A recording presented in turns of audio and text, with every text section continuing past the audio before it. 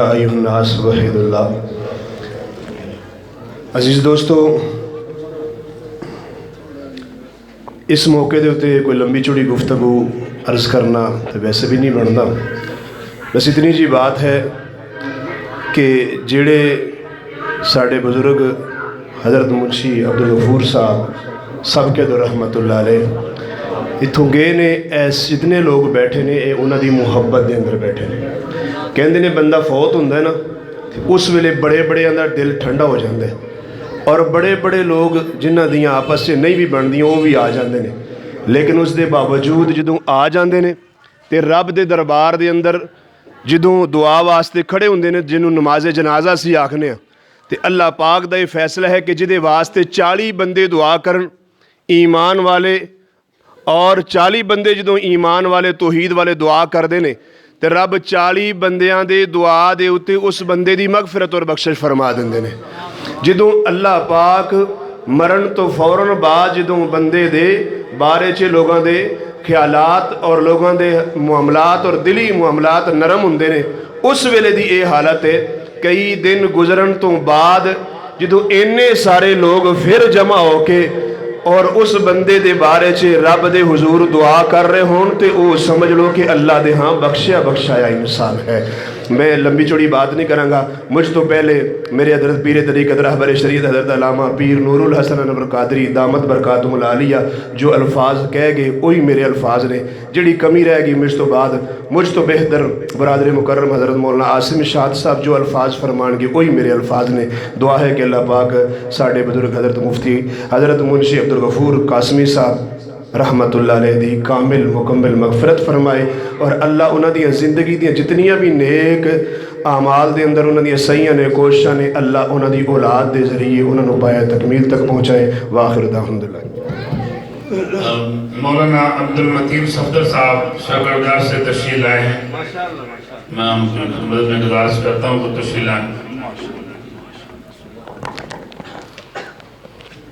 الحمدللہ وحدہ والصلاة والسلام علی من لا نبی بعد، اما بعد فاعوذ باللہ من الشیطان الرجیم، بسم اللہ الرحمن الرحیم، بل تؤثرون الحیاة الدنیا والآخرۃ خیر وابقی، صدق اللہ العظیم۔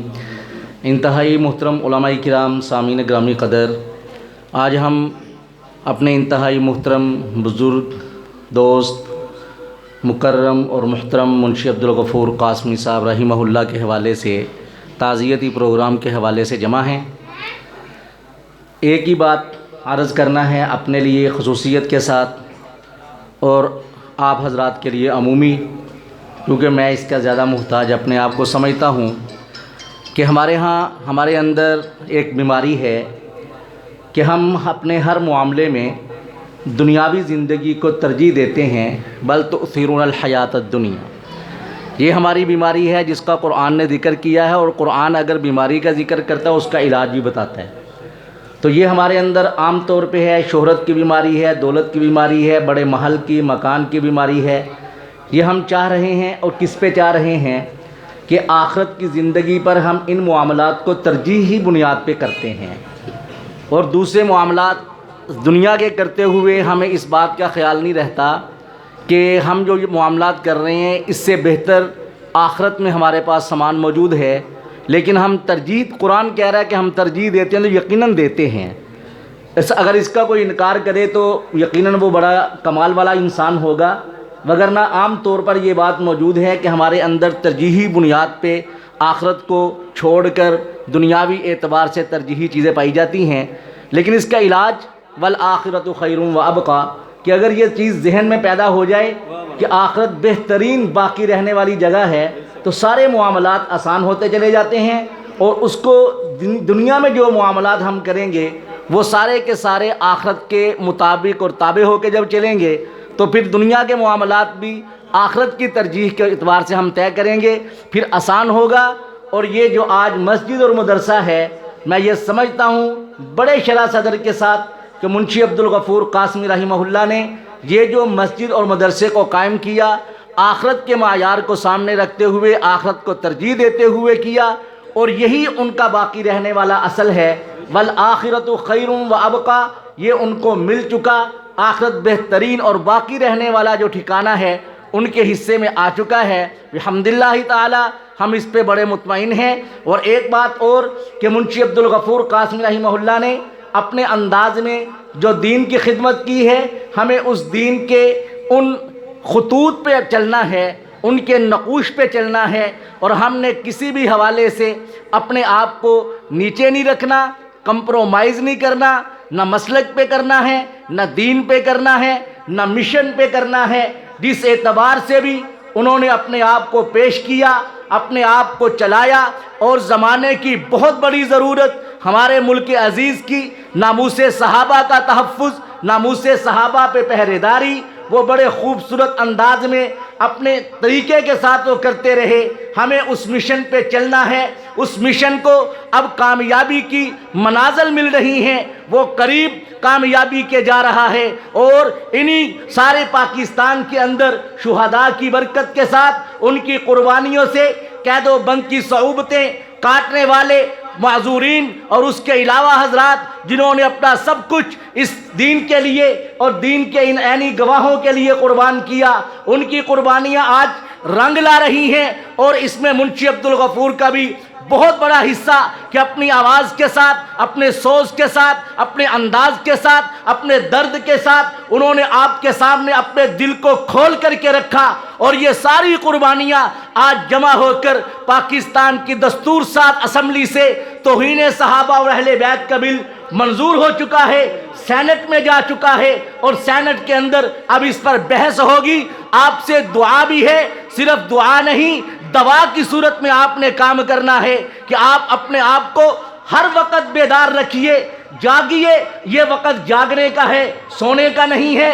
اس وقت ہم نے اس بل کو منظور کروا کر اپنے شہداء کی ارواح کو قبروں میں ٹھنڈا کرنا ہے، اور یہی ہمارے محترم بزرگ کا مشن تھا، اور ہم اس مشن پہ عمل پیرا رہیں گے، اور اس مسجد اور مدرسے کے ساتھ دامے درمے قدمے سخنے تعاون کی فضا کو برقرار رکھیں گے۔ اللہ ہمیں اس گلشن کو تا حیات، تا زندگی، تا قیامت قائم و شاد آباد رکھنے کی توفیق عطا فرمائے۔ وآخر دعوانا ان الحمدللہ۔ مولانا محمد عاصم شان صاحب سے درخواست کروں گا جو تشریف لائیں اور منشی صاحب کو خراج عقیدت پیش کریں۔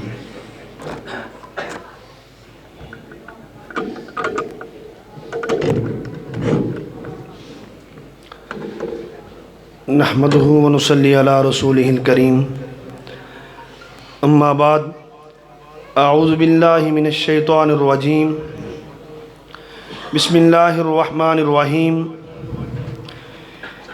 ان الذین آمنوا وعملوا الصالحات فلہم اجر غیر ممنون، صدق اللہ العظیم۔ حضرات محترم، منشی عبدالغفور صاحب رحمہ اللہ تعالی ایک ایسی شخصیت تھی کہ جس کے اندر صحابہ کرام و اہل بیت کی محبت یوں کہہ لو کہ رچ رچ کے بری ہوئی تھی۔ اور مجھے یاد ہے کہ سرگودا کے علاقہ میں ایک چک میں ہمارا پروگرام تھا، 2 دن کا ہمارا سفر تھا، تو منشی صاحب ساتھ تھے۔ تو وہاں 135 نمبر چک میں ایک درویش تھا جو بالکل منشی صاحب کے سامنے بیٹھا تھا، اور جب منشی صاحب نعت پڑھتے تو وہ نعرہ کیا لگاتا؟ منشی عبدالغفور جت گیا، منشی عبدالغفور جت گیا، منشی عبدالغفور زندہ باد۔ علماء کرام سے گزارش کرتا ہوں، آج واقعی منشی عبدالغفور جیت گیا۔ ایمان کی حالت میں دنیا سے چلے جانا یہ بہت بڑی جیت ہے، بہت بڑی جیت۔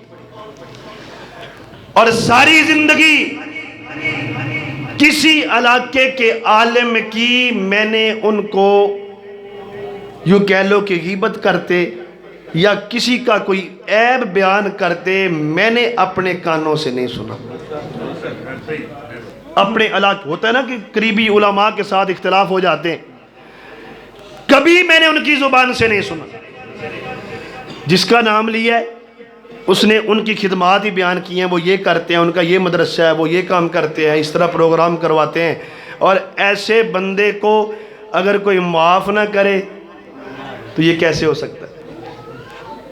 اور میں کہا کرتا اس دن جنازے میں میرے ذہن میں بات آ رہی تھی کہ منشی عبدالغفور کی ایک نظم ہی اس کی بخشش کا ذریعہ بن جائے گی. ایک نظم جو اکثر ہم سفر میں سنا کرتے تھے اور ان کی زبان سے ہمیں بڑی پیاری لگتی تھی، اگر آپ کہیں تو آپ کو سنا دیں. کوئی ہاتھ تو کھڑے کر دو، سنا دیں 2-4 شعر. ان کی طرح تو ہم نہیں پڑھ سکتے لیکن کوشش کرتے ہیں، چلو ان کی تھوڑی سی یاد آ جائے. کہو سبحان اللہ. صدیق اکبر کی بیٹی کو نبی کے گھر خدا لایا، نبی کے گھر خدا لایا. مقدر ہوا تیرے اماں، نبی کا سنگ تو نے پایا، نبی کا سنگ تو نے پایا. تیرے بستر پہ اے امی، امی قرآن لاتا تھا. تیرے بستر پہ اے امی، امی قرآن لاتا تھا. حمیرہ کا لقب دے کر جی مدنی مسکراتا تھا. تو سب امت کی امی ہو، نبی پیارے نے فرمایا، نبی کے گھر خدا لایا. کہہ دو سبحان اللہ. تو امیاں پہ اچھی ہے، تیرا حجرہ بھی اچھا ہے. تو امیاں پہ اچھی ہے، تیرا حجرہ بھی اچھا ہے. تو امیاں پہ سچی ہے، تیرا بابل بھی سچا ہے. یہ سچوں کا گھرانہ ہے، خدا کو تب پسند آیا.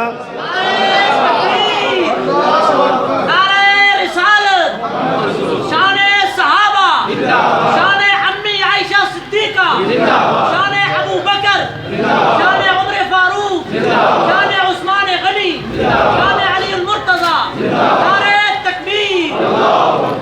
امی عائشہ تے تہمت لگ گئی، میرا نبی پریشان ہے تے اج لے کے میرا نبی یارانو بہ گیا ہے، مشورے لے رہے آئے. دسو نا میری عائشہ دے بارے کی خیال ہے؟ چل دیا ایک تے جا کے نظر ٹک گیا. اے کون؟ انہوں عمر کہندے نے، انہوں میری ماں دا بیٹا کہندے نے، میرے نبی دی مراد کہندے نے. عمر بولے تے اللہ قرآن بنا کے بھیجے. ادھر میری تے تیری ماں عائشہ حجرے چ بہ کے تے رو رو کے کہندی ہے، لگی مریم پہ جب تہمت دی کا مسئلے گواہی ہے. میری باری میرے مولا کیوں چپ تیری خدائی ہے. امن میرا ویرا ہویا تجھے کیوں نہ. یہاں کے منشی صاحب رو پڑھتے تھے. خدا کی قسم میں ان کو صرف محبت کی بنا پہ سنا کرتا تھا، اور وہ یہاں کے رو پڑتے تھے. امن میرا ویراں ہویا تجھے کیوں نہ رحم آیا. وہ مریم تھی تو عائشہ ہے، تیرا اونچا مقام عائشہ. تیرے ابو صدیق اکبر شوہر خیر الانام عائشہ. تو کتنی شان والی ہے، بڑا اتنا گوایا آیا.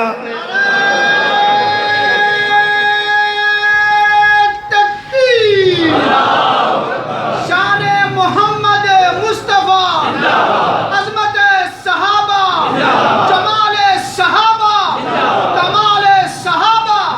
ادھر حضور کے پاس اللہ نے دل میں بات ڈالی، چل اٹھ ذرا سوریاں دے گھر چل. ادھر میرے نبی آ گئے، اتنے اللہ نے فرمایا جبرائیل جا کے میرے نبی نو کہے اٹھو مدینی چلو جلدی، حمیرہ کو بولا لاؤ. بڑی روئے اٹھو مدینی چلو جلدی، حمیرہ کو بولا لاؤ. اسی میں شان تیری ہے، اسے اب تم منا لاؤ. پڑی روئے مصلی پہ، نہ کچھ پیا نہ کچھ کھایا، نبی کے گھر خدا لایا. حضور جبرائیل آئے، آقا اللہ کہہ رہے نا عائشہ پاک ہے، اللہ کہہ رہے نا عائشہ پاک ہے. عائشہ آئی، مبارک ہو. اب دیکھو بعد میں عائشہ کہہ رہے اللہ پاک تو میں پہلے بھی تھی، بتایا تو نے اب. تو یا اللہ جو میرے آنسو بہے ہیں ان کا کیا بنے گا، جو میرے آنسو بنے ان کا کیا بنے گا. تیرے رونے کا اے عائشہ میں ایسا مول پا دوں گا، قیامت تک تیرے حجرے میں مدنی کو سلا دوں گا. قیامت تک تیرے حجرے میں مدنی کو سلا دوں گا. تیرے حجرے میں مدفن ہے دو عالم کا سرمایہ، نبی کے گھر خدا لایا.